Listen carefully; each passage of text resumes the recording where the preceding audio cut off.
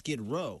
We've had a tenfold increase in the number of syphilis cases since 2000. We feel that that's something that the county health department has handled in a very bad way, in a very poor fashion. We have a major issue with TB in Los Angeles. That's AIDS Healthcare Foundation President Michael Weinstein speaking to LA This Week last year, when his group led an effort to create a Los Angeles City Health Department because of poor county care. That effort failed when local leaders blocked it in court. But with this new plan, both sides have reached a compromise that they hope will lead to better county care within city limits.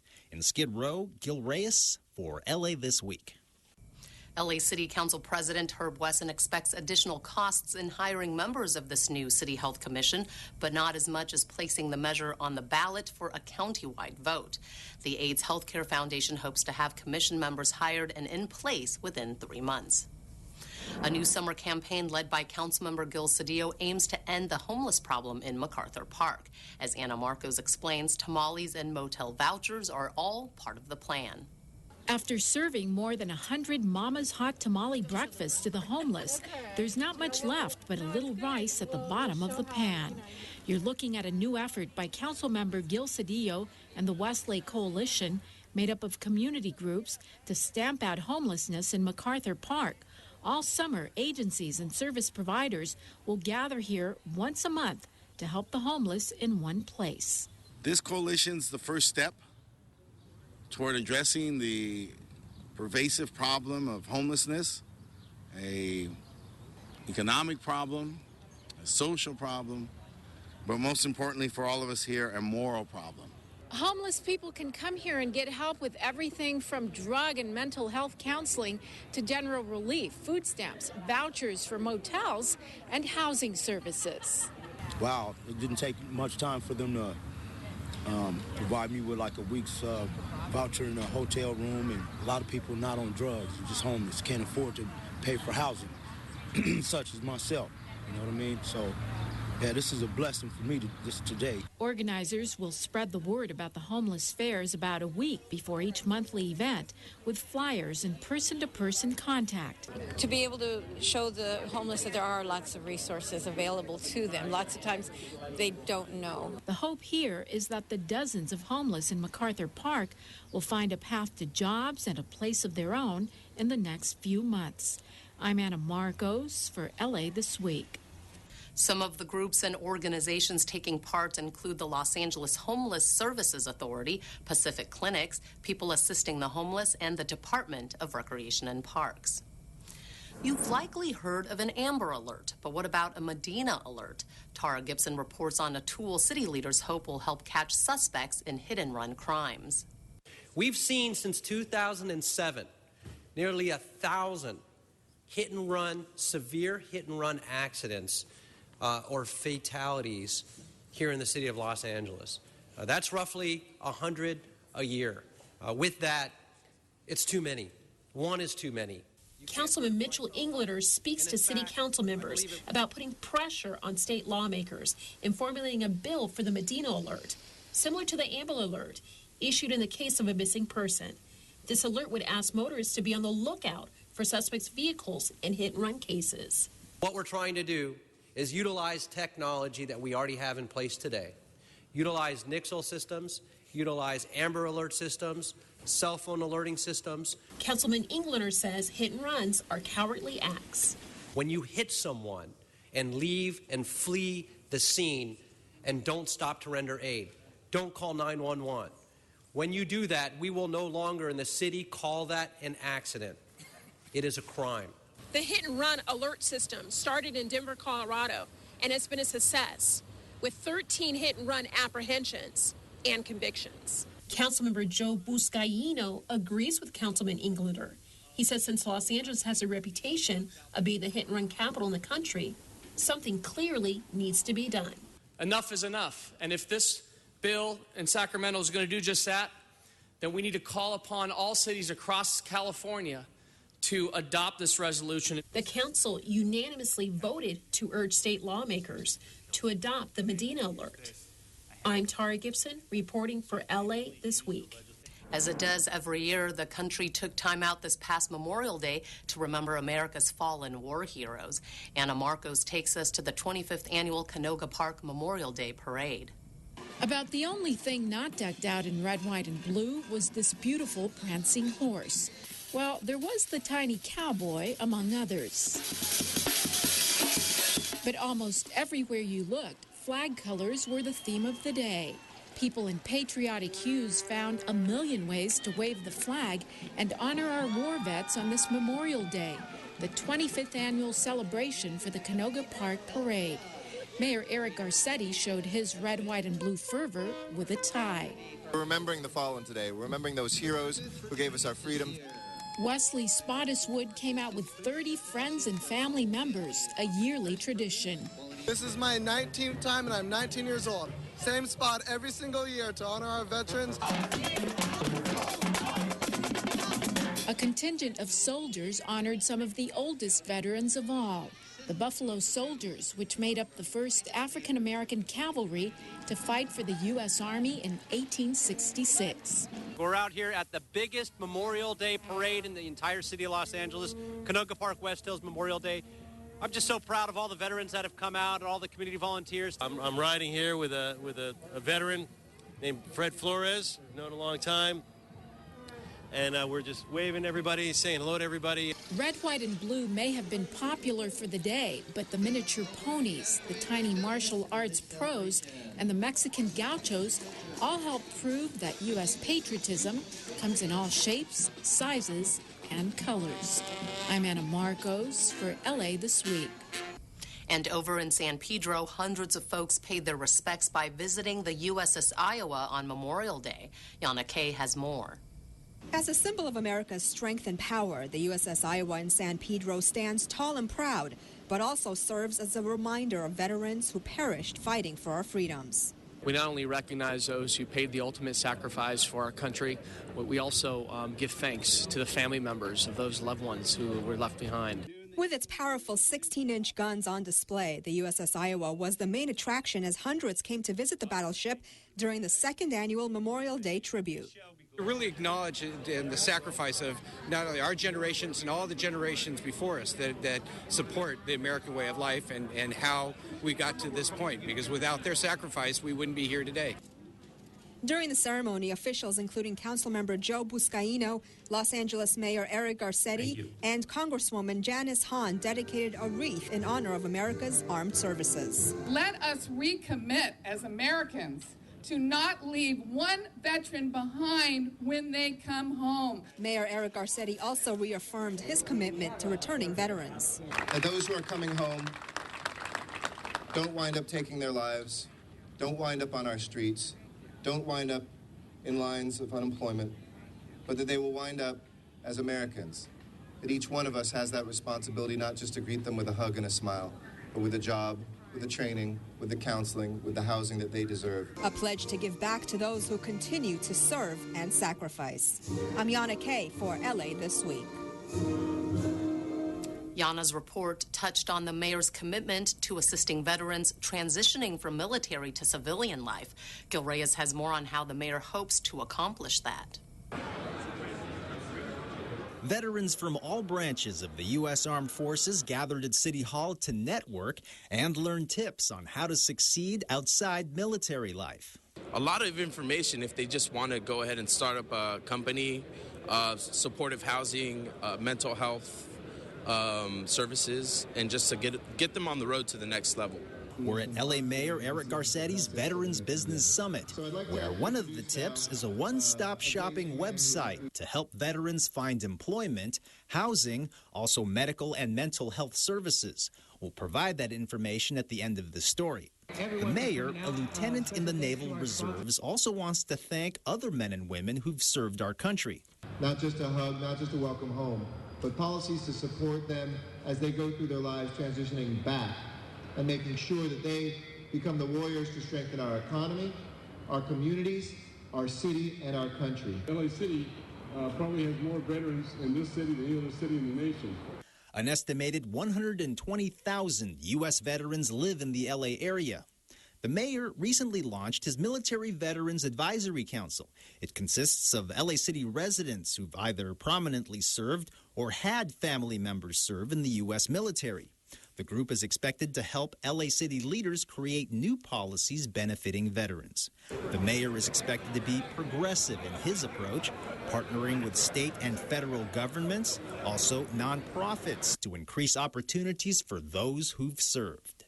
At City Hall, Gil Reyes for LA This Week. You can learn more about the Mayor's Veterans Advisory Council with information on a host of services for local veterans by visiting lamayor.org/vets. The death of a police officer nearly 35 years ago still haunts Police Chief Charlie Beck and others who worked with him. And now the police station where that officer served is helping keep his memory alive with a special tribute.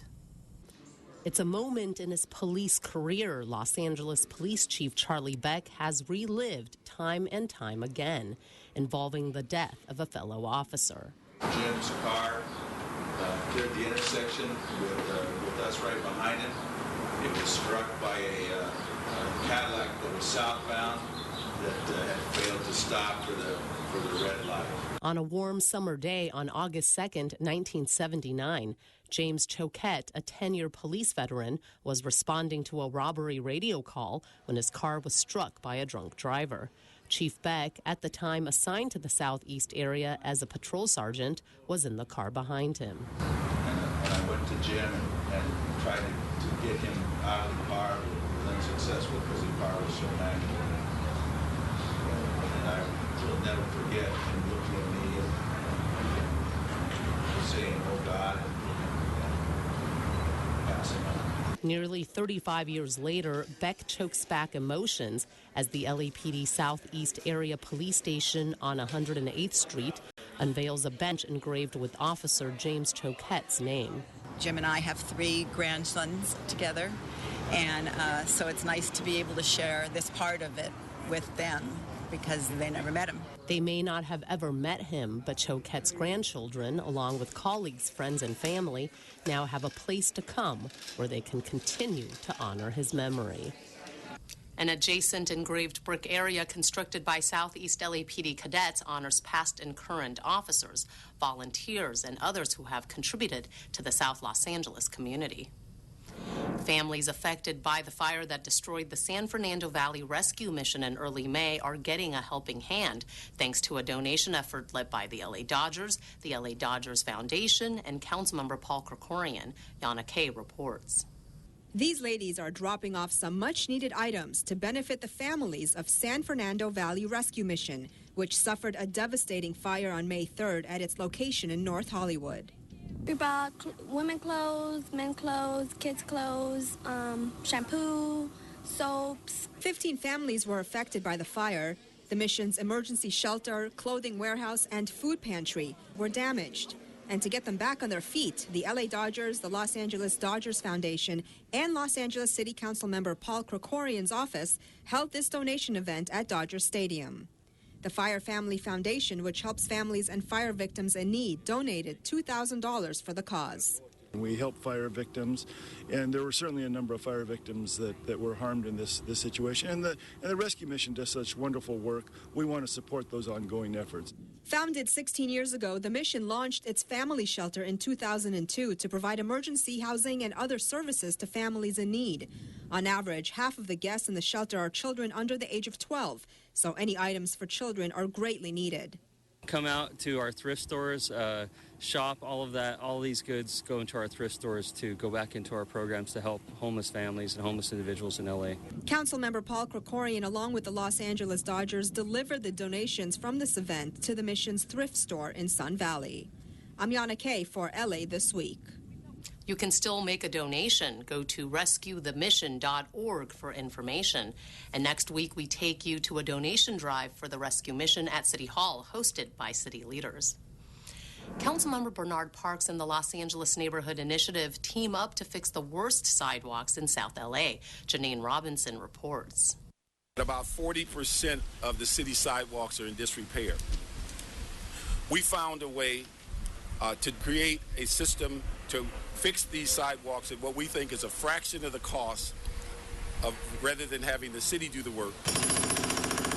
District 8 and Lanny are repairing 130 of the worst sidewalks in the district, and the work is starting right outside the home of a longtime resident who's been concerned about her safety and that of her neighbors. I was afraid to walk on the sidewalk, so I started going out my back door and coming in my back door. Because these steps, I was afraid to walk on these steps. And I was afraid for other people.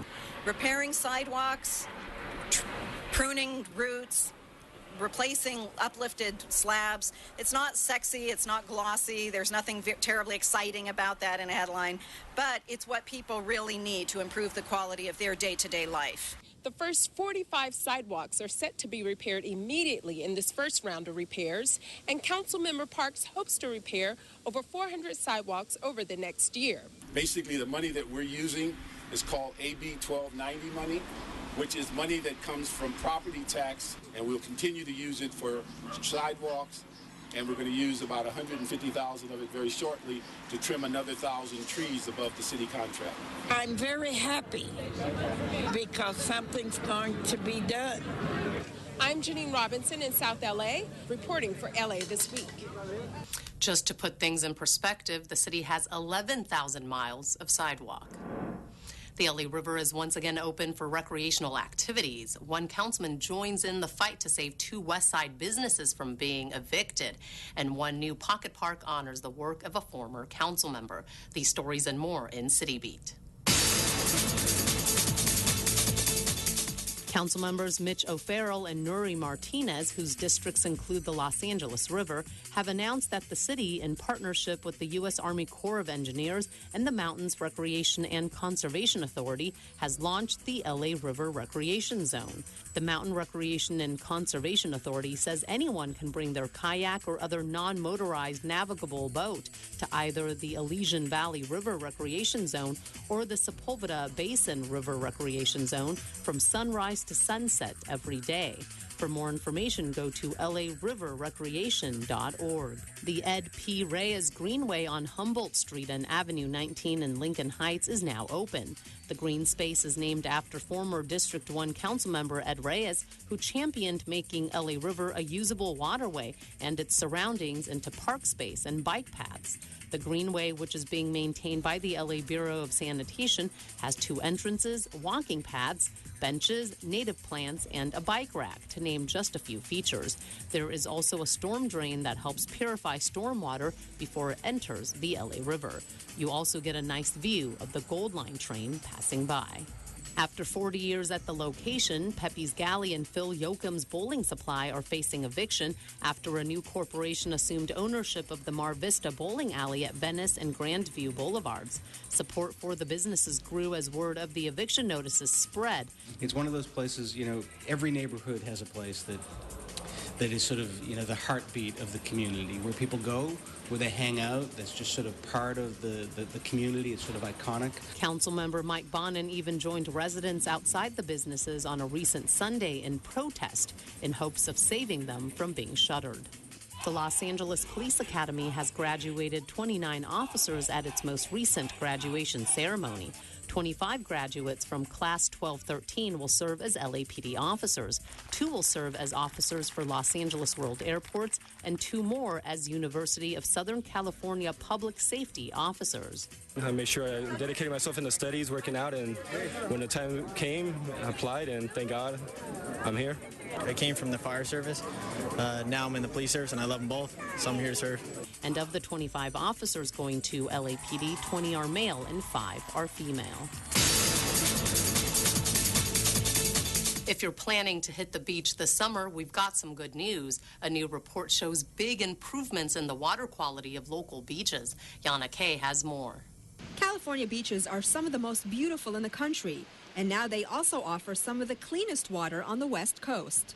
According to a new report by the environmental group Heal the Bay, the water quality at local Los Angeles beaches has greatly improved, including iconic Venice Beach and Oceanside at Cabrillo Beach in San Pedro. Millions of folks who come to LA beaches that they can feel safe and going in the water. But despite the improvements, the county still has many beaches suffering from overall poor water quality, such as the harbor side of LA's Cabrillo Beach, which came in 4th on the report's beach bummer list. By assigning an A through F grade based on bacteria pollution, we're giving beachgoers the critical tool to make an informed decision about when and where they go to the beach. The report shows that 90% of beaches in LA County got A's and B's during the dry summer months of 2013, mostly due to the record low rainfall, which reduces the amount of polluted water that flows into the ocean. This is Dockweiler State Beach in Playa del Rey. Now, it's one of 8 LA County beaches that made Heal the Bay's honor roll, meaning they got A's across the board for their water quality. That's fantastic. Just fantastic. I don't know a kid that doesn't enjoy a day at the beach. Officials say the improved water quality is also due to more LA residents capturing and reusing rainwater for irrigation and other uses. Efforts that are helping make a big difference for our beaches. I'm Yana Kay for LA This Week. Additional beach grades can be found by going to beachreportcard.org. In this week's list of things to do, the Echo Park Farmers Market, a ceremony commemorating the 70th anniversary of D-Day, and dance performances at the park. A staple in the Echo Park neighborhood, the Echo Park Farmers Market continues to grow in popularity because of the ever-growing number of farmers and producers who participate on a weekly basis. Established in 2006, the Echo Park Farmers Market is open every Friday, rain or shine, from 3 to 7 p.m. and is held at parking lot 663 on Logan Street, just south of Sunset Boulevard. The next farmers market will be on Friday, June 6th. You'll get a great selection of produce, plus locally produced jams and jellies, honey, and fresh farm-grown flowers. For details, go to cla.org. On Saturday, June 7th, join the celebration of the 70th anniversary of D-Day at Berth 49, adjacent to the historic SS Lane Victory in San Pedro. The World War II D-Day landings in Normandy, France, represented the largest military operation in history. It was the beginning of the end of Nazi tyranny in Europe. A special tent ceremony for invited guests and other dignitaries will be held at 1 p.m. A number of exhibits will be available to view. A flyby of vintage aircraft is also planned.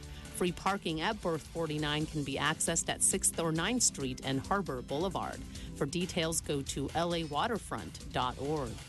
Grand Park Downtown is partnering with Dance Camera West as part of a week-long dance and dance film festival. And on Saturday, June 7th, from 6 to 11 p.m., park goers can catch performances by the LA Contemporary Dance Company that will extend to the nooks and crannies of the park. The evening also features a presentation of the Lester Horton Awards and special screenings of the short film Beneath Our Own Immensity and the full-length documentary Miss Hill, Making Dance Matter. Grand Park is located at 200 North Grand Avenue. Go to grandparkla.org for details. And that's a look at some upcoming things to do. That's going to do it for this edition. Thanks for joining us. I'm Ellen Chang. A reminder that you can catch us online at lacityview.org. You can also follow and like us on Facebook. We'll see you back here next week for more of LA This Week.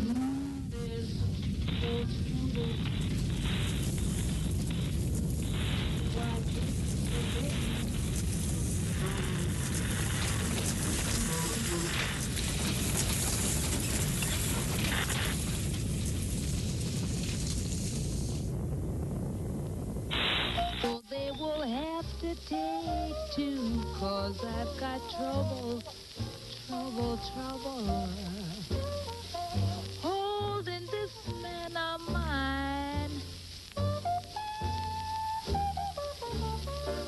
It seems as always. Hi, I'm Renee, representing for Juventus from Van Nuys. You're watching LA City View, Channel 35, our city, our channel.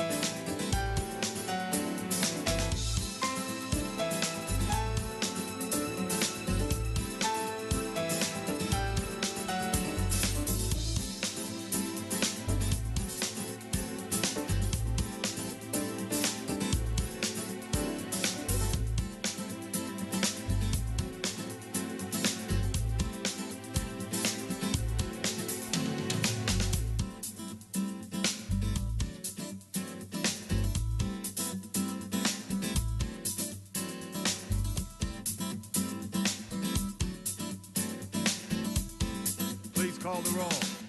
Blumenfeld, Bonin, Buscaino, Cedillo, Englander, Fuentes, Huizar, Crest, Krikorian, Labange, Martinez, O'Farrell, Parks, Price, Wesson. 10 members present, a quorum, Mr. President. First order of business. Approval of the minutes. Mr. Parks moves, Mr. Buscaino seconds. Next is community resolutions for approval. Mr. Fuentes moves, Mr. Bonin seconds. Mr. President, today is Tuesday. Now be the time for the flag salute. I'd like to all rise, if you would, on this day, and ask Ms. Martinez to lead us in the Pledge of Allegiance. Put your right hand over your heart. Ready? Begin. I pledge allegiance to the flag of the United States of America and to the republic for which it stands, one nation, under God, indivisible, with liberty and justice for all. Thank you very much. Appreciate you.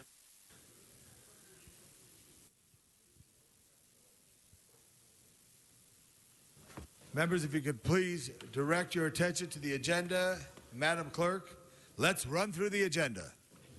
Mr. President, first there is a request to continue items 1I and J to June 20th and to refer item 13 to the Arts, Parks, Health, Aging, and River Committee.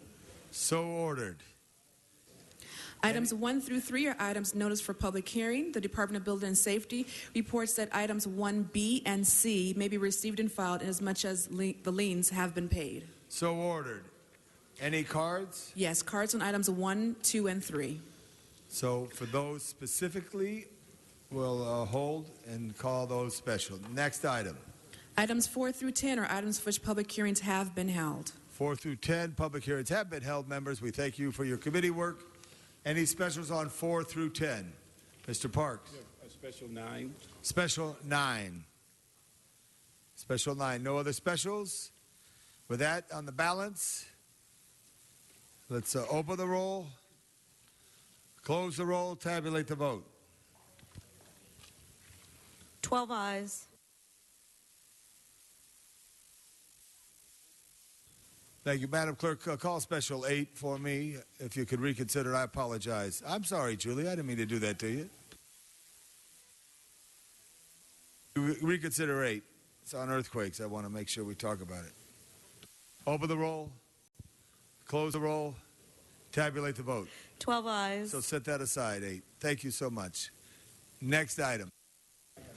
Items 11 through 20 are items for which public hearings have not been held. 10 votes required for consideration. All right, for consideration, let's open the roll, close the roll, tabulate the vote. Faster than me. 12 ayes. 12 ayes. Okay, that's before us. Do we have any cards?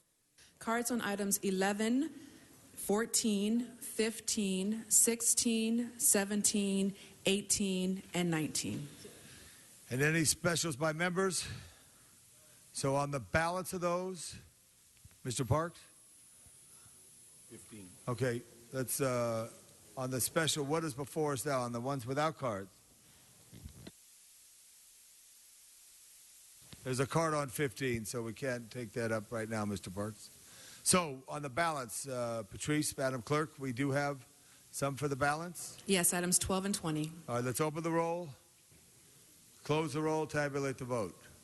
12 ayes. So ordered. Next item. On the supplemental agenda, item 21, the mayor has signed the budget yesterday, so therefore there is no action required for this item. So no action required. Next item. Mr. President, that takes council to presentations or items called special. Mr. Cedillo for a very special presentation.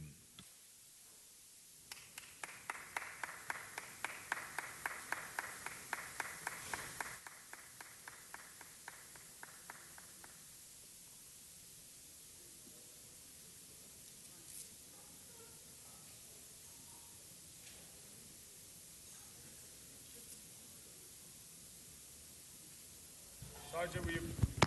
Sergeant, prepare this center podium, please. Thank you, Sergeant. Very much so.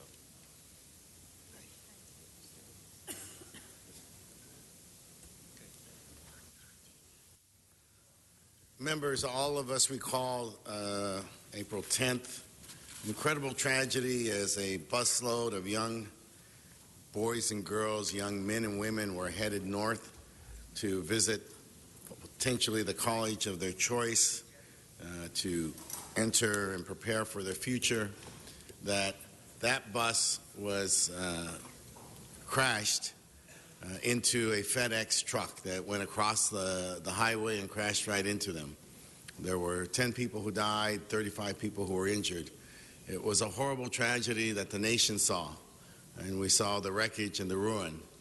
But what we didn't see was a young man who from that tragedy became a hero who used all his energy, his talent, his courage to kick out a window so that he could exit and bring others to exit and to help them save their lives. It was extraordinary, and he had to go to the hospital. He had to recover before he could come home to his parents. And we're very proud of him. And as life will have it, he's a resident of the 1st District. And so it's with great privilege and great honor. We honored him in his absence, but now we're able to honor him here as he is here this morning. Survivor of that tragedy, a hero to many families, and someone that we can all look to be a future leader of our community. So it's with great honor and privilege, Miles.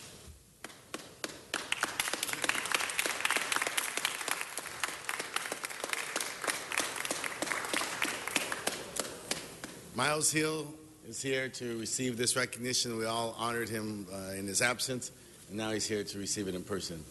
Miles, please say it to us.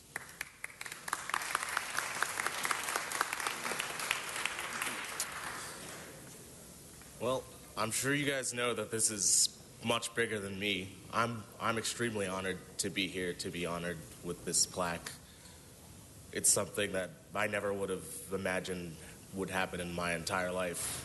I mean, other than getting my diploma, which will be happening, that's cool. I'd like to thank Councilman Cedillo for this honor. I'd like to thank all of you at the City Council. I'd like to thank Sylvia Robledo for replacing my phone. That was nice. I'd like to thank the staff at Enloe Medical Center for helping me with my recuperation. I'd like to thank my family for being there, supporting me throughout my entire life. My parents for raising me and molding me into the person I am today. Without them, I probably wouldn't have made it out. I don't really know if there's anything else I have to say. So I guess I'm done. His actions speak louder than his words.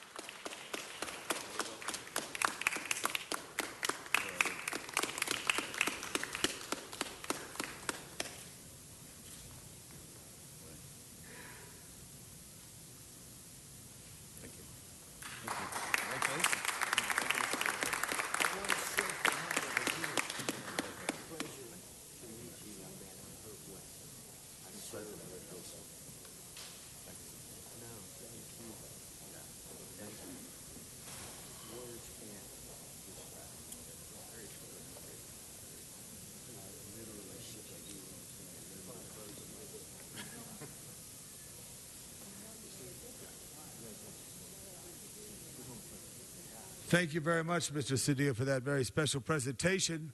We welcome you to the press room. I'm going to call item number 11 right now. Item number 11.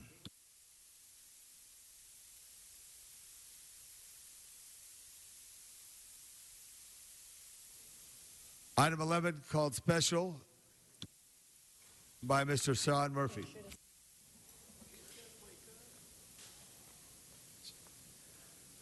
Yes, good morning, Mr. Pro Tem. Item 11, it's a good item. It's good, probably good for the city. I support it.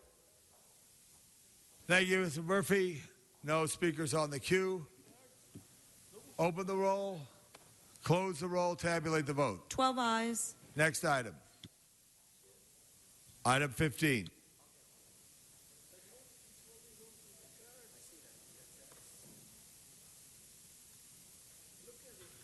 John Walsh, item 10. Madam Clerk, item 15, forthwith, please. Excuse me. Why are you holding on to my cards?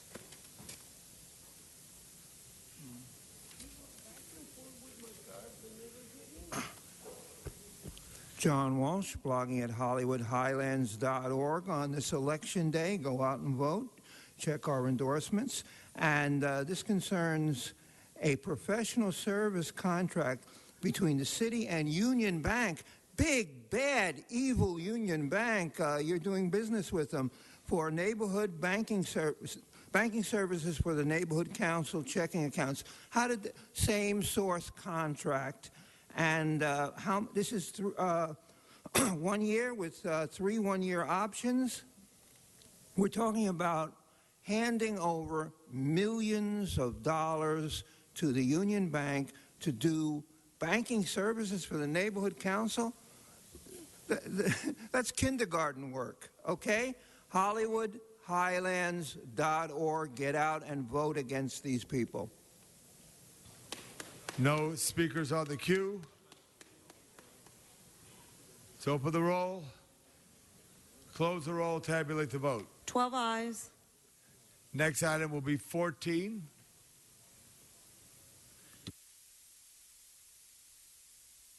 Item 14 calls special for cards. Mr. Walsh.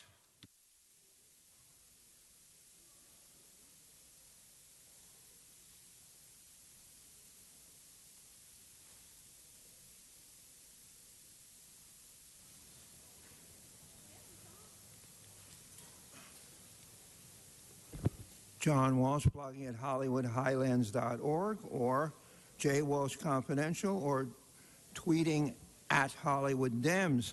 Number 14 concerns the California Department of Resources and Recycling. Incidentally, when you do a good job, I congratulate you. And you never interrupt me or insult me when I'm telling you that you do a good job. On recycling, you do a good job. We could use some more education. There aren't nearly enough recycling. Most of the recycling centers are west of La Brea for the white people, okay? Go check. We need more recycling centers in South L.A. and East L.A. HollywoodHighlands.org. Juan Alcala.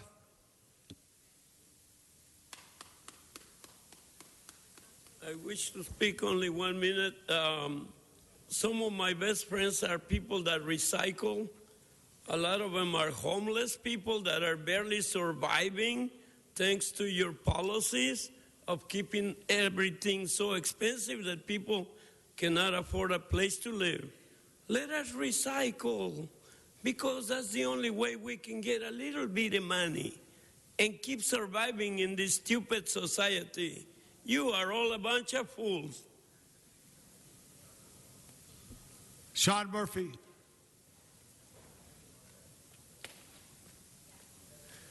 Yes, good morning.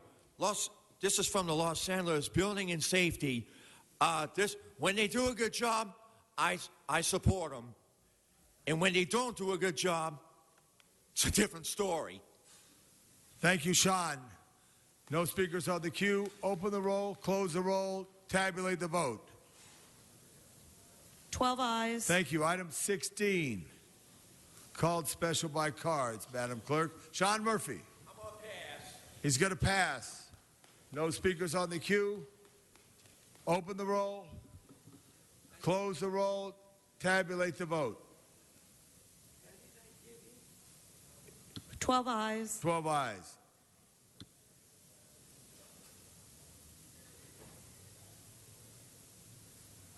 Item 8, please.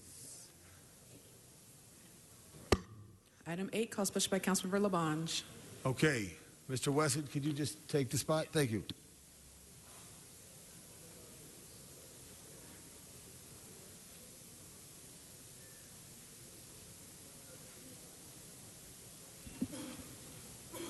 Mr. Labange, item 8.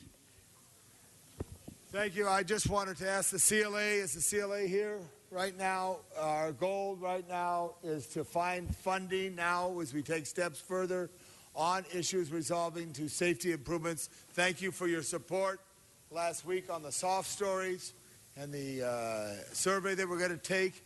Madam CLA, I just wanted to let you know if you could come up with a recommendation, maybe we could ask the state legislature for a bill for a bond in the future Earthquakes know no boundaries. It may be epicenter in Venice, but it goes into Santa Monica, Playa del Rey, or down to Hawthorne, wherever it may be. In Silver Lake, it may go into Glendale or Burbank. Earthquakes know no boundaries. We need funding for our earthquakes. We need bonds. Thank you, Madam CLA. If you could give me that. Thank you, members.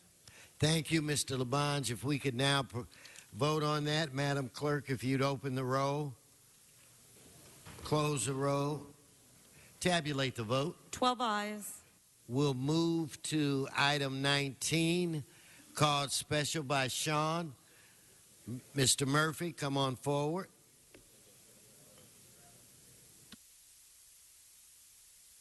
Good morning, Herb. Good morning, Mr. President. This is another item I support.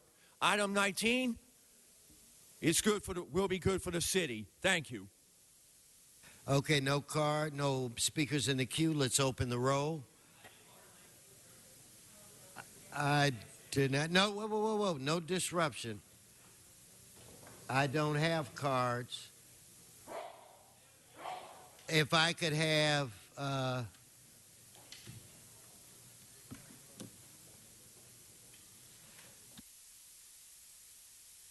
No, I'm going to let you speak on it, so go ahead.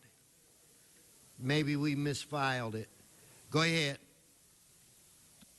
Busquiano and Bloomfield, relative to initiating a street vacation proceedings for the alley northerly of Ventura Boulevard from Penfield Avenue to approximately 315 feet easterly, therefore, for public streets, highways, and service easements, vacate law for the alley northerly of Ventura Boulevard, 315 feet easterly thereof, and feasibly a vacation requested of areas. I'm going to hold this to 1 minute, but I want to recall to your attention that we are in negotiation with the rights of those who are disabled, and that we stick to compliance when we make alter sidewalk and streets or even these types of vacation. So keep in mind, I am Mr. Nixon today. Thank you. I put a card on every. No other cards. Let's open the roll, close the roll, tabulate the vote. 14 ayes. 14 ayes. Next item, 17. Item 17, calls pleasure for cards. Donna Perriman.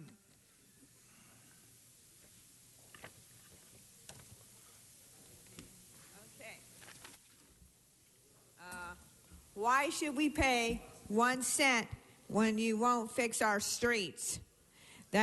Fixing our streets is a safety issue. Before you beautify anything, you need to be ADA compliant. It's funny because you don't care because you closed my video conferencing. So we need to see which is important in life. Trying to make things look beautiful, Busquiano and Huizar, or trying to make things that are for safety issues. So that I say safety issues are the most things, and if you can beautify things, you can also reopen Van Nuys video conferencing. We need to open now. Thank you. Juan Alcala. I wish to speak only 1 minute on this item. 1 minute. Garcetti's idea of street beautification is to remove the homeless from the sidewalk and hide them into little cubby holes so that we have the illusion that we don't have any homeless people. It is good to beautify the city, but don't beautify it at the expense of the poor people. Garcetti, go fly a kite. We're going to move all the homeless right in front of your residence. That's what we need to do. So you realize that you cannot hide people. He is not talking about this item. I am talking No other speakers on the queue. Let's open the roll, close the roll, tabulate the vote. 14 ayes. Next item, number 18. Item 18, calls pleasure for cards. Juan Alcala. On 18, I wish to actually pass because. Well, thank you, Mr. Alcala. It's okay. I accept your pass. Don't count my number. Thank you. Next speaker here is Mr. Herman. Mr. Herman, please put your correct name on here because the clerk likes to put it for the file. Thank you. I believe I put Nixon, Tricky Dicky, sir, for the record. Now, going on the subject of 18 with Mr. Huizar and Mr. Busquiano, funding for streetscape beautification projects in Council District 14. How long has Council District 14 waited for improvements, for beautifications? Todo chinchero, señor Huizar. Todo chinchero. In English, it means crap left on our public streets and sidewalks. Such beautification to those who are stakeholders, to those who are your constituents, and you want re-election? But I'm staying on topic, Mr. LeBong, because for $5,000 in Council District 14, portion of the street furniture revenue fund, you're asking for the public to pay taxes on something that should have been tied in long ago. Tied in long ago. And so I say to you, as Dicky Tricky would say, should we pay 1 cent for unsafe streets and sidewalks before putting beautification in your ideas and implementing falsely abuse at the discretion of the public? Where is public interest, Mr. Huizar, when you sit here with Mr. Busquiano talking about making our streets safe and our sidewalks safe and the beautifications of our streets and sidewalks? I'm an American and I deserve an answer. I'm a taxpayer and I deserve an answer. Is it unreasonable that I, your president, Dicky Tricky, would say I am wrong? Would you call me a liar? I am the president of Boyle Heights and wish to speak Thank you very much. Mr. Herman, you're complete. Next item. Next item. Open the roll on this item. Close the roll. Tabulate the vote. 14 ayes. Thank you. Next item, Madam Clerk.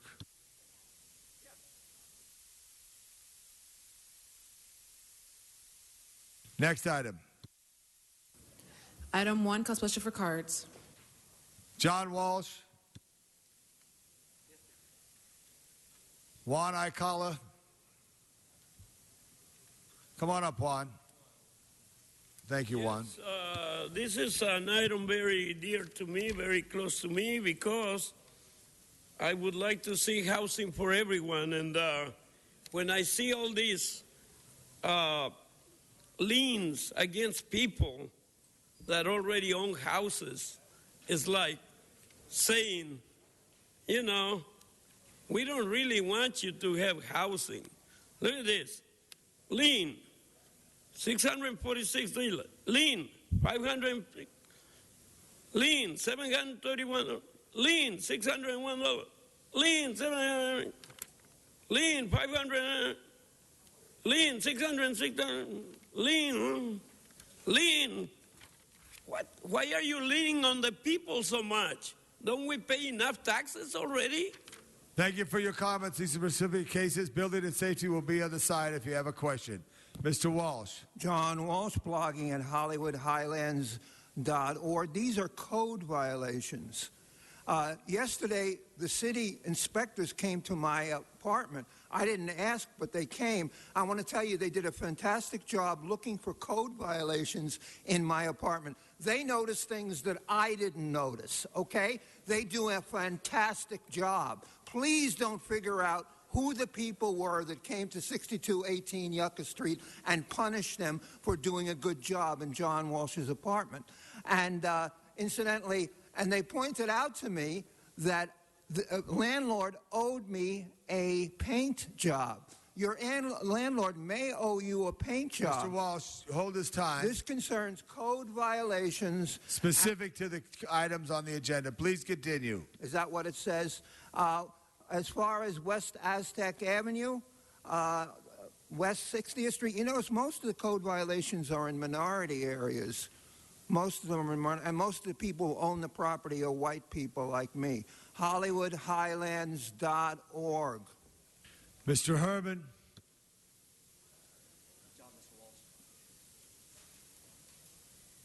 Objection to proposed lien for nuisance abatement costs. Nuisance abatement violations and codes of noncompliance of annual inspection costs. Are we not tired of the multiple liens on this list in my hand of 2 pages?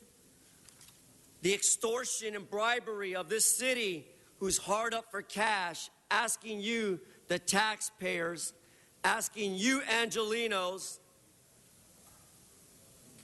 to pay for code violations. Why can't you work out with the public for these aggressive liens? Just this past Friday, the attorney for LAX brought it out very clear about the lien for $500,000. As he stated, sir, specific to these issues, Mr. Herman. Municipal code gives you the right under due process if there's a lien on your property.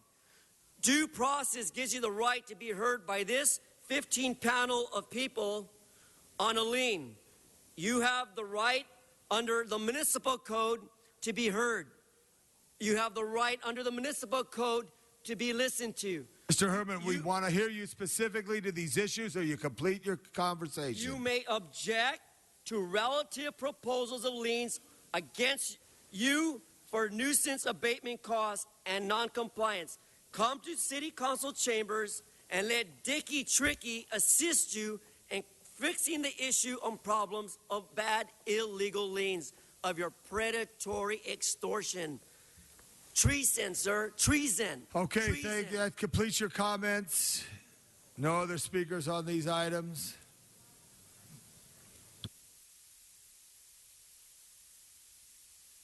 So we open the roll, close the roll, tabulate the vote. 14 ayes. Item number 2, Mr. Walsh.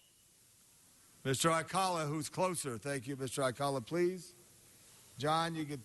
Mr. Aikala, I'm calling you now, Mr. Aikala. Mr. President, also for item number 2, an amending motion 2A has been circulated. Thank you, Mr. Aikala. I kind of wanted to hear Mr. Welch. I'm only going to speak 1 minute. He really knows a lot more, and sometimes whatever he doesn't know, he makes up. Exemption hearing protest an ordinance first consideration relative to the 2014-15 Proposition K assessment. Can you illustrate me, Mr. Welch, what the hell this is all about? Thank you, Mr. Aikala. That completes your comments. Mr. Walsh, please. John Walsh, blogging at HollywoodHighlands.org. This is a very complex issue, and it concerns Proposition K. It concerns CEQA. This concerns what I am always upset when I see something that says exemption. Exemption, however, and then it says Kids Steering Committee, and we know these people up here would never cheat LA kids as they continue to close public pools. I'm not going to spend a large amount of time. Pay attention to these issues and vote early, vote often. I've already voted 3 times, 5 times in one day. HollywoodHighlands.org. Mr. Herman.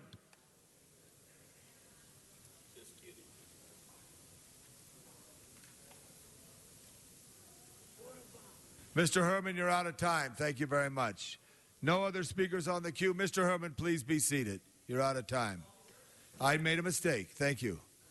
You completed your time. No speakers on the queue. Open the roll. Close the roll. Tabulate the vote. 14 ayes. 14 ayes. It's adopted as amended. As amended. Item number 3. Mr. Walsh. Mr. President, there's a request to send item 2 forthwith. Forthwith on item 2. Forthwith.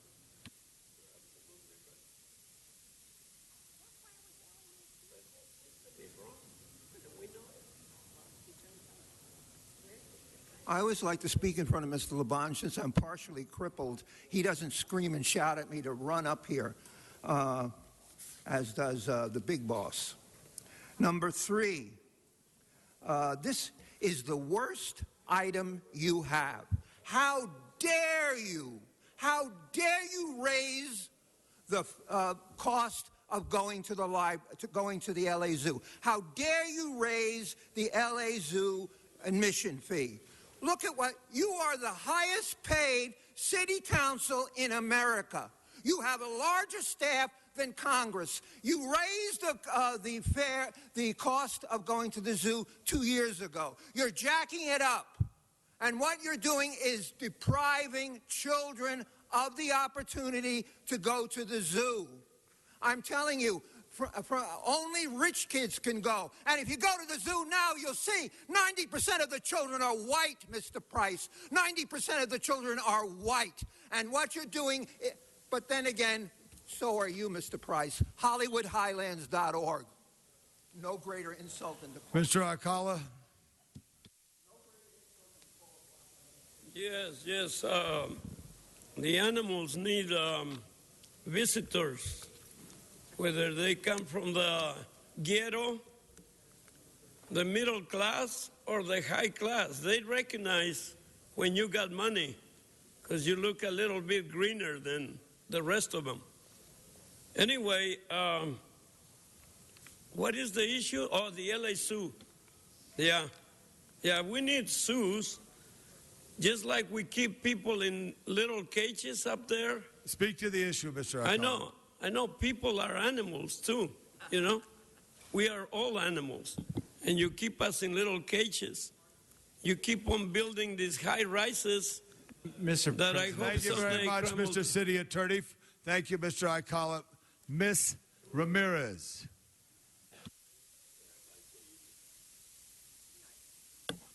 Good afternoon.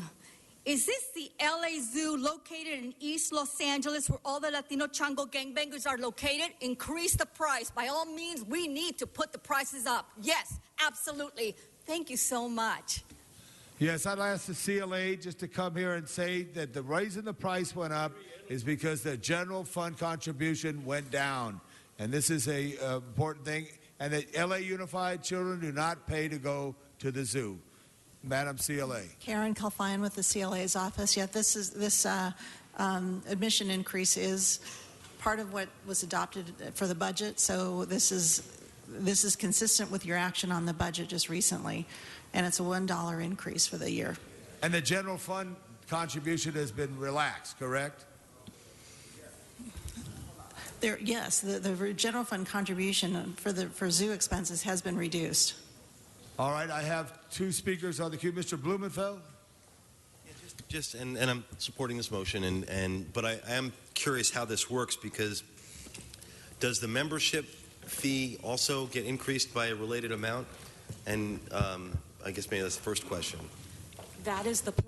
Part of the business. For the record, define assistant general manager of the zoo. I'm Denise Ferretti, the assistant general manager of the zoo department. Yes, the membership fee is proposed to increase. Their increase is generally in September, and the business and marketing plan has the admission fee and the membership fee increasing at an appropriate rate. So yes, it will increase. Because I guess we're still waiting for the report backs on the relationship between the membership. I'm still trying to get my head around the relationship between the membership fee and the general fee, because presumably if you raise the general fee, the admission fee, that creates a disincentive to do the admission and an incentive to do the membership, which will in turn lower your general fund amount, which is the justification for doing this. So it's a strange spiral, and it's very difficult to even vote on this without understanding the relationships between that, although I understand that the zoo needs the funding, and that's critical, and we're all 100% behind making sure we have a fully functioning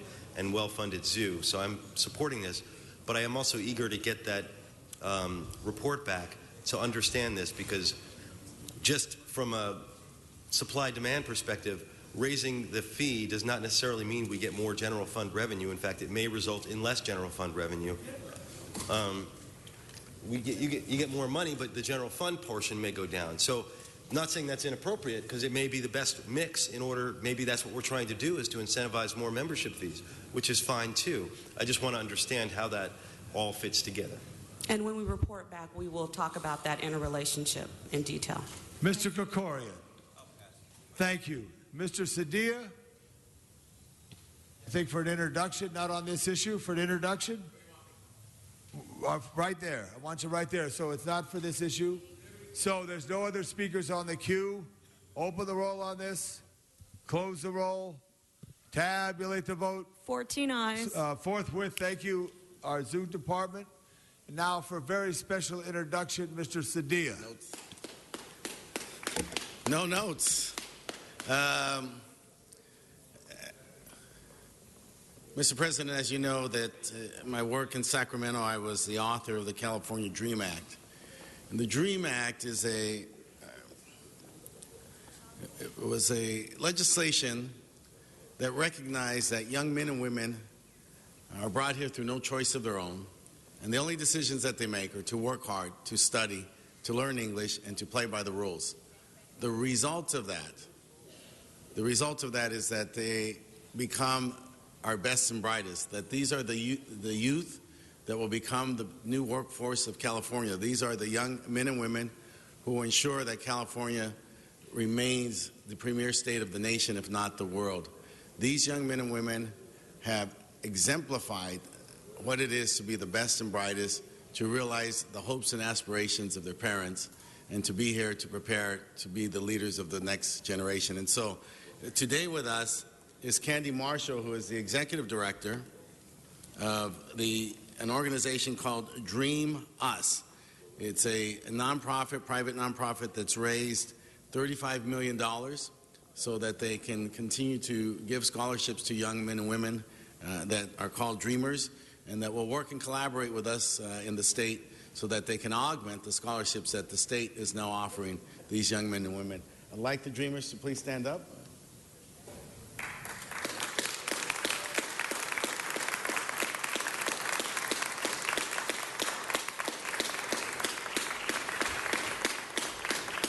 They're here with their families who are so proud of them, and they are young men and women from the area who will be admitted to schools like Cal State Northridge and Cal State LA, the community colleges in the area. So we should be very proud of them, and I'd like us to take a moment to hear from Candy Marshall, the president of the Dream.us. Candy. Well, let me extend my thank you for such a warm welcome into the City Hall of Los Angeles. As we said to our scholars this morning, we cannot think of a better place to announce 246 scholarships that are going to Dreamers across our nation. LA is very much the heart of the Dreamer movement, and you all understand better than others and elsewhere in our nation about the importance of these youth to our future. So we are absolutely delighted to be here and to have our students honored by all of you. Thank you for all that you do. Zazidia, thank you for the special gift of these young children and their families. Give them a big hand. And I hope you all visit the Tom Bradley Tower on top and look out at the observation deck. Thank you. Next, item 9, called special by Mr. Bernard Parks. Thank you. Could I have staff come up, please? Also, I'd like to ask if we can get 15 forthwith.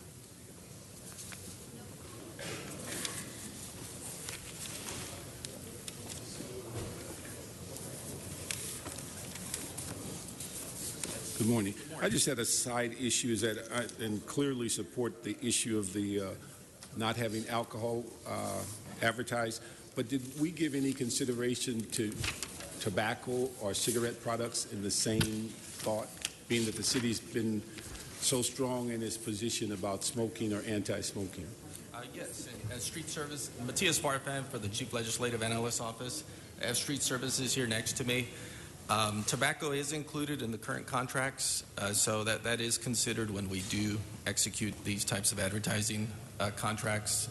But Street Services can speak to that in more detail if you have follow-up questions. Let me ask you, before he does that, is tobacco or cigarette products a part of this ordinance, or is it on existing contracts that are in place already?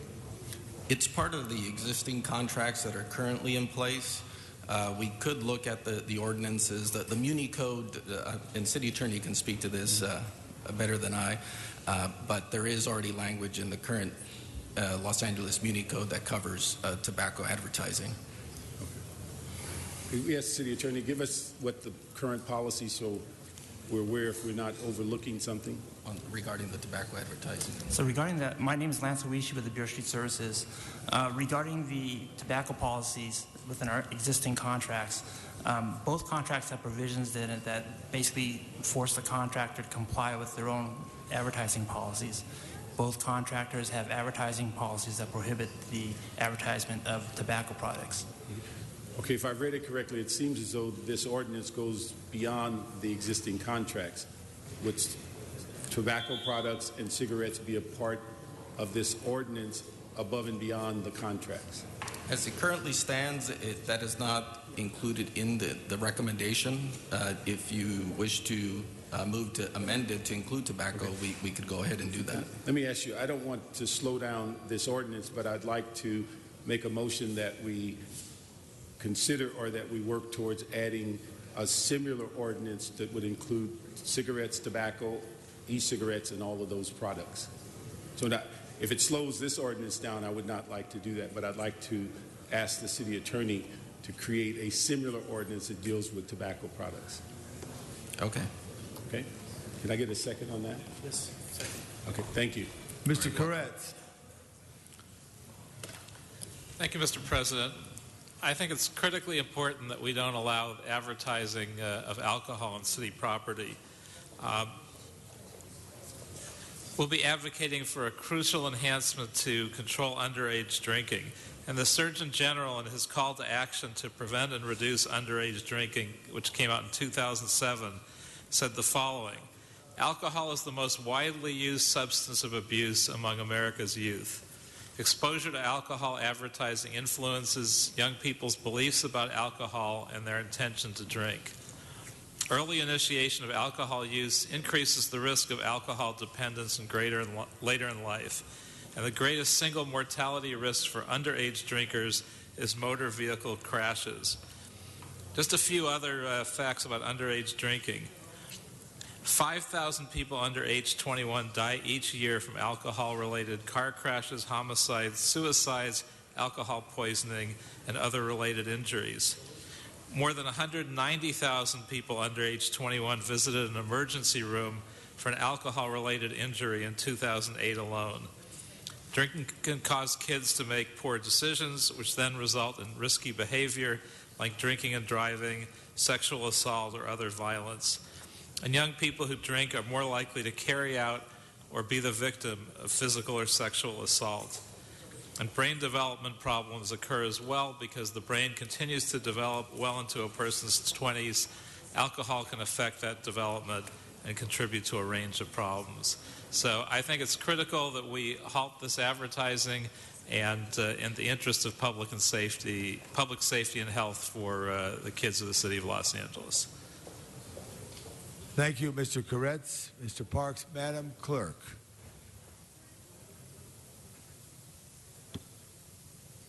All right.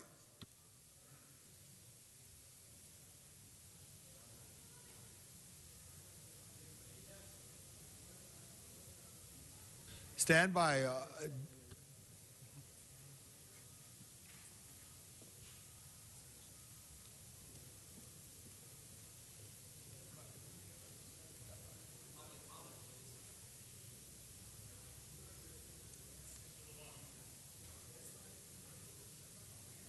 Mr. Parks, we want to know, could check with the city clerk if we could have that particular issue on the cigarettes. Cigarettes, tobacco products, e-cigarettes, all of those as a group. Could it come back as a report and then take action on that as well, Mr. I would just like to see if we could replicate this ordinance with those items but not slow this ordinance down. This will slow the ordinance down. Well, it won't? No, we want this to go through with the alcohol. We take yours by a just like an report identical back. ordinance with tobacco products. Got it. So that's it, but it's not together with this one at this moment. No, we just got it. Do it separate. Oh, we got report back. Very good. Well, we like the ordinance to come back. Got it. The ordinance will come back. Okay. Mr. Krikorian? Okay. Dion, are you comfortable with that? You understand it?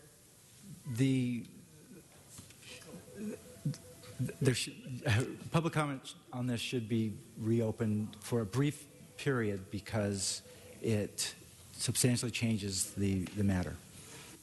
Mr. LaBonge. Well, hold on, Mr. So if this were framed as a report back, then it would not change.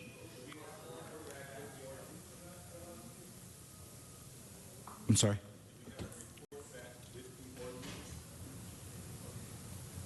If it's a report back when the ordinance comes back, yeah, I think that would not substantially change this ordinance. Mr. Fuentes. Thank you, Mr. LaBonge. I guess I've got a question. I want to thank Mr. Koretz for helping us understand sort of all of the implications of this type of advertising.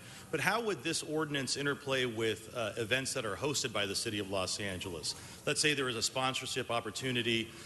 You've got Tide House sort of advertising rules that we've done, for example, at LA Live and that sort of thing. There are events that are currently, at least I'm reading in the newspaper, planned to be held here at City Hall, sponsored by liquor companies. How would that ordinance potentially interplay between special events like that and advertising? Is there a distinction between the two?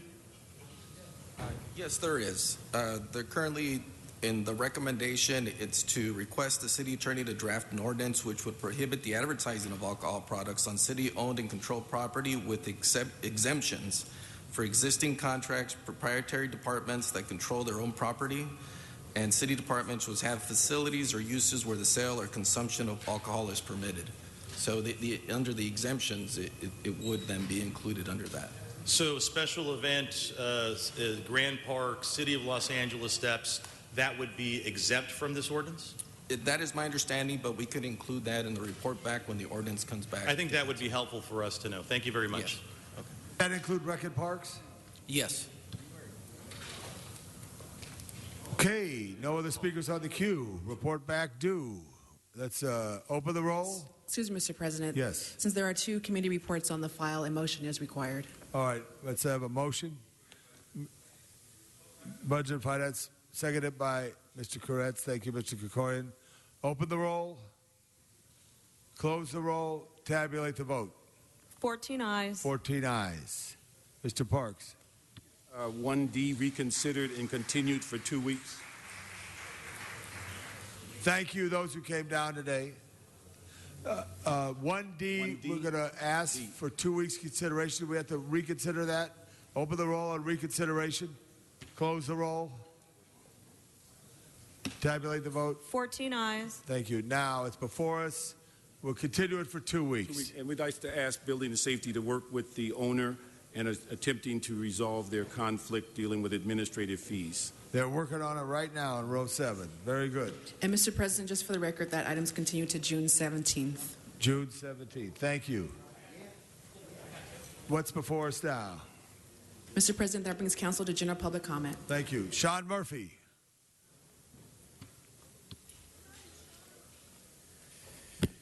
Yeah, good morning. We need our streets fixed. We need our continue to have the libraries be open. That's about it. You know my last day of city council meeting is next Tuesday. Thank you. Thank you. Mr. Herman.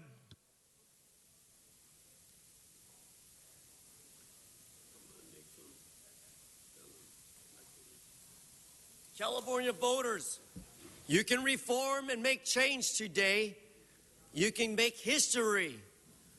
For I, Nixon, Dickie Tricky, will never lie to the public. For all of you are fellow constituents in Los Angeles. All of you in Los Angeles represent your constituency to the utmost. However, sad to say, Governor Brown, it's time to shut down. You created a drought. What about Neil Kashkari? Got my vote, Neil. What about, who cares?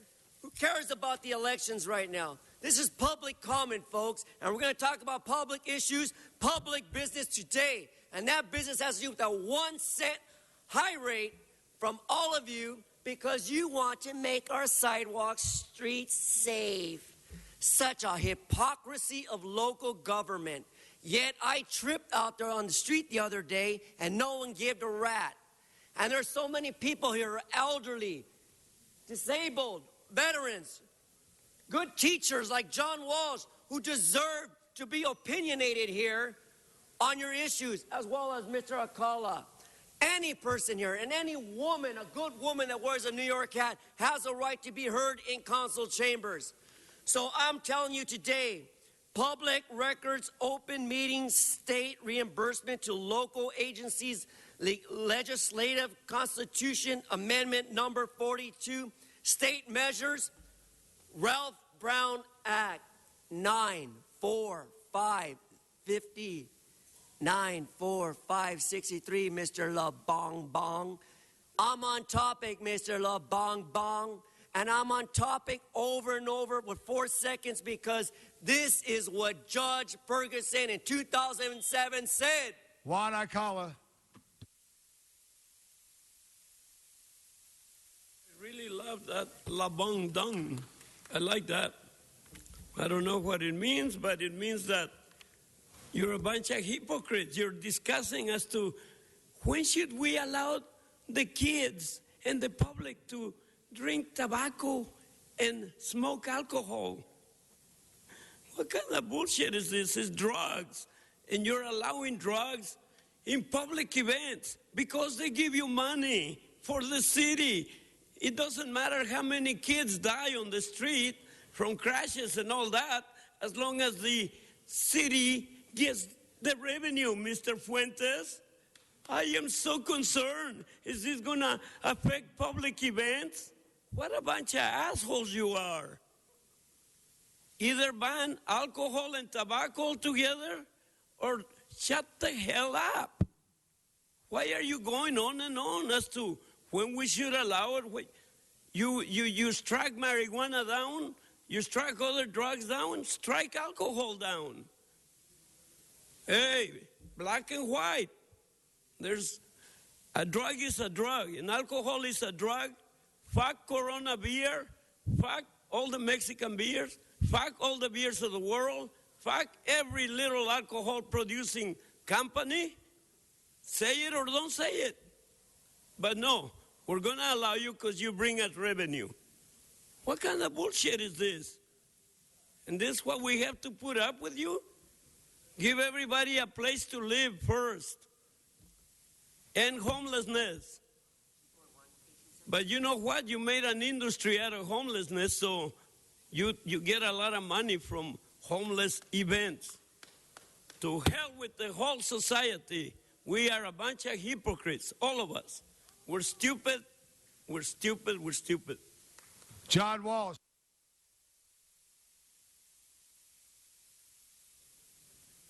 John Walsh, blogging at HollywoodHighlands.org. That's where the endorsements are. I'm going to give them to you quick.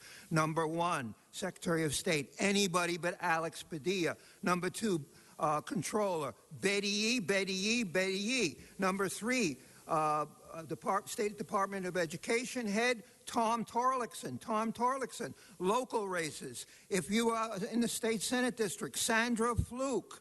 Sandra Fluke. Number 2, Gloria, this is locally, Gloria Gray over Autumn Burke. Autumn Burke wants to frack the West Side and South LA. Number 3, this is for school board, Dr. McKenna, my former boss, Dr. McKenna. See, I like my boss. He's not even there anymore. Number 4, for Congress, Ted Lieu. I agree with some of you, Ted Lieu.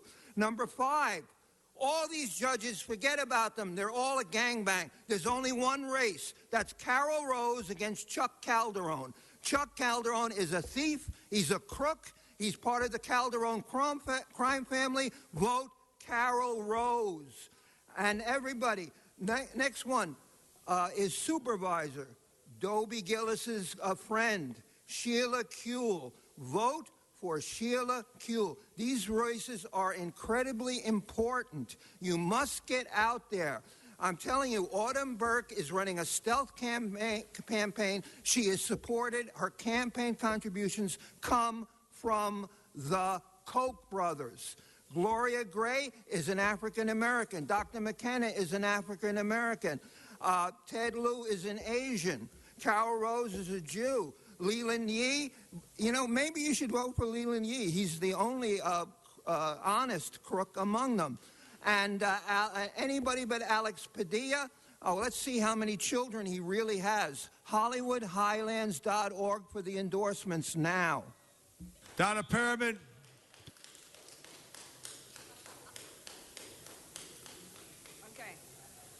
People, go out and vote.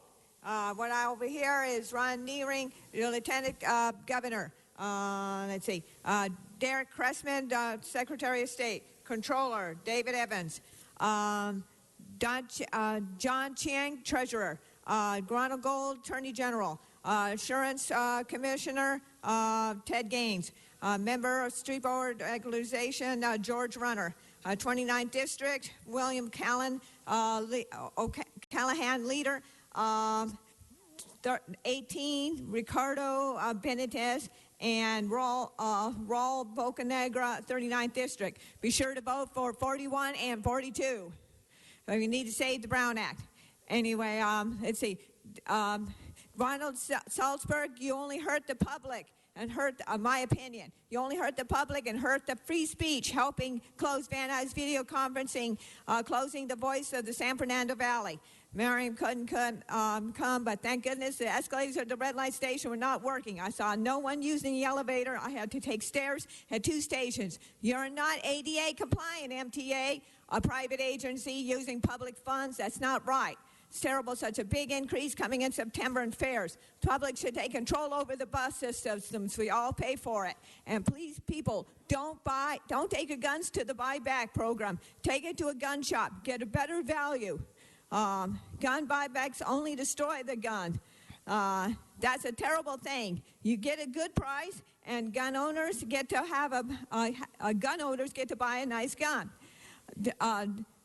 Guns have saved lives. It's something that gun control people don't want you to know, like City Council closes our video conferencing, so we can't say it. So we can't tell them to stop building so much. You're building too much. Warner Center, Twin Towers, you're just wasting money all over the place, and you won't reopen our video conferencing. Ms. Ramirez.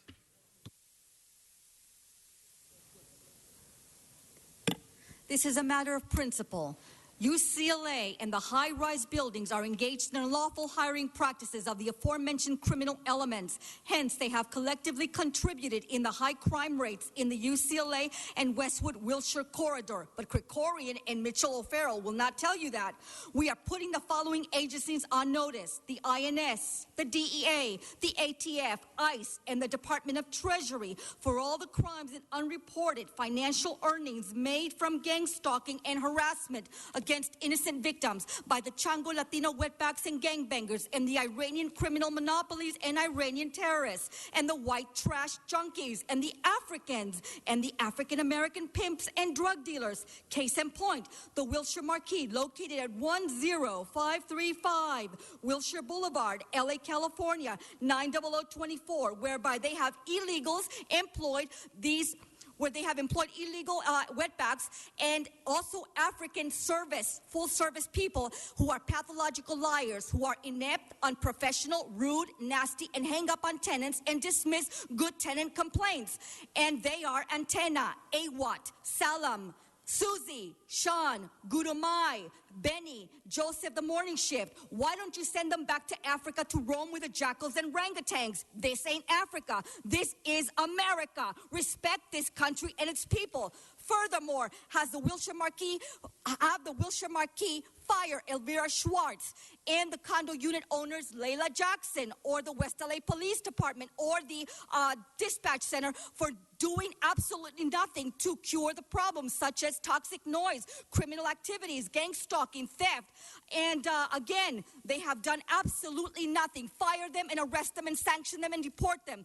Thereby, again, this is not Iran. This is America. Ship them back. Hasta la vista, Iranians. Barbara Martinez.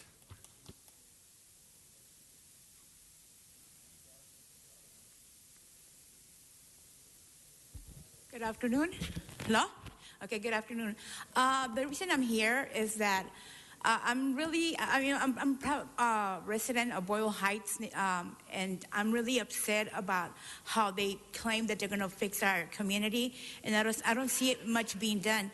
I've talked to, I've mentioned that to Jose Huizar, that where I reside with my parents, my mom, she's handicapped. There's 2 handicapped and 2 disabled in our home, and right in front of our yard, it's like really horrible. And we really urge, Councilman Huizar to help us and fix the streets. I know that they're fixing the main ones in the avenues, but we also have children walking through our streets where plenty of them, a lot older people have fallen. So, don't say that you guys are going to help us and you guys go fix other places and don't, disregard, the regular citizens there. I also I was going to say something else, but I don't appreciate the way that lady was speaking a little while ago regarding wetbags. We're not wetbags. We're Mexican Americans. We are Americans. And also, please, just letting you know that we're really upset with Marshall Tuck. So I'm here to say whoever's going to vote no for Marshall Tuck, because the parents are really illusioned by this man. He really turned our high school, Roosevelt High School, and just, actually destroyed it. Now we're trying to fix it back and put it back the way it was as a 1 school, not 7 schools. But please vote no for Marshall Tuck. Thank you. Brian Barajas.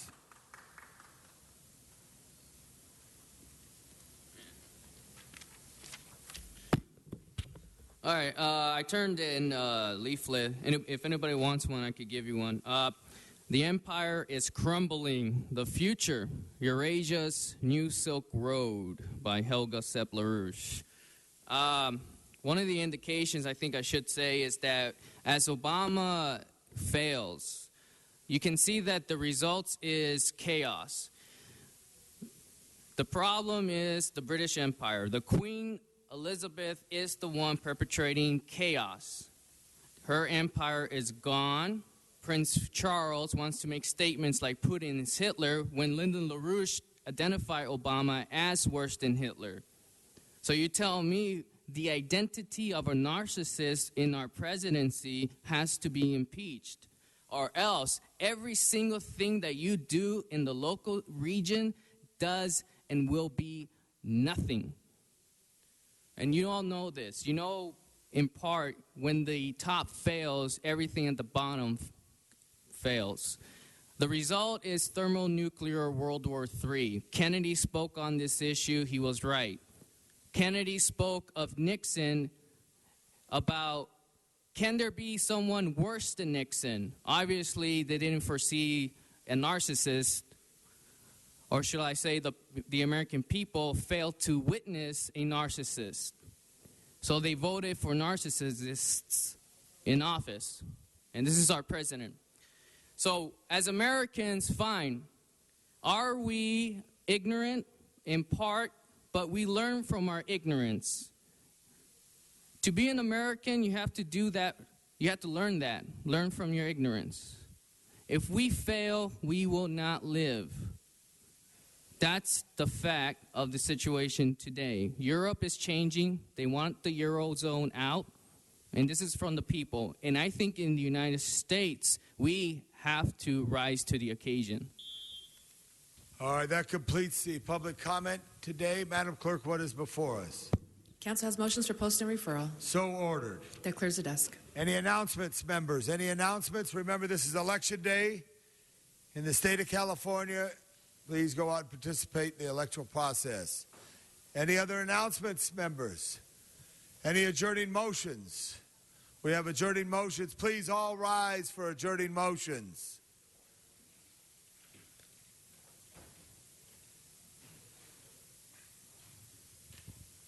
Thank you, Mr. Bonin. Thank you, Mr. President. I rise sadly today because cancer has taken someone else.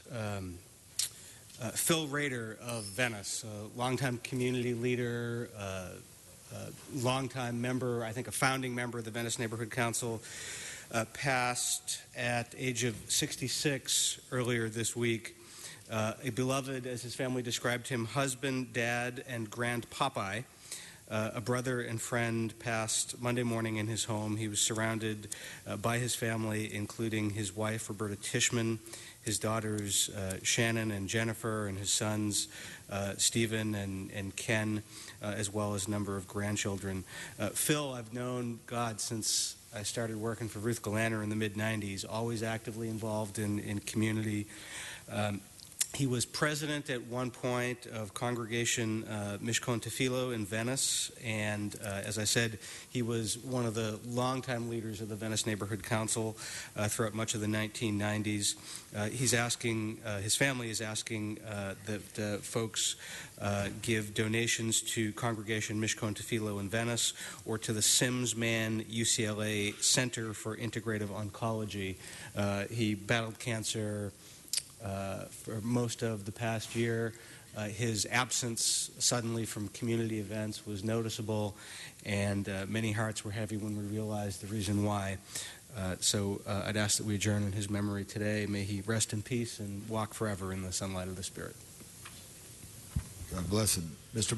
Buscaino. Thank you, colleagues. I ask that we adjourn in memory of Yuri Kochiyama, who passed away in Berkeley on Sunday morning at the age of 93. Yuri was a lifelong champion of civil rights causes in the African American, Latino, Native American, and Asian American communities. Born in 1921 as Mary Yuriko Nakahara, she spent the early years of her life in San Pedro.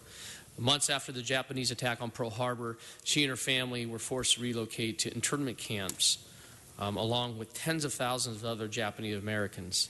She met her late husband, Bill, who served with other Japanese American soldiers in the 442nd Regimental Combat Team at the Jerome Relocation Center in Arkansas, where she spent 2 years. The couple married after World War II and moved to start their family in New York City. Living in housing projects among black and Puerto Rican neighbors inspired her interest in the civil rights movement. In the 1980s, she and her husband pushed for formal government apology for Japanese American internees through the Civil Liberties Act, which President Reagan signed into law in 1988. Her continued dedication to social causes inspired younger generations of activists, especially in the Asian American community. May she rest in peace. Thank you very much. Members, this completes today's council. Let's go serve the city well, serve it safely. This meeting's adjourned.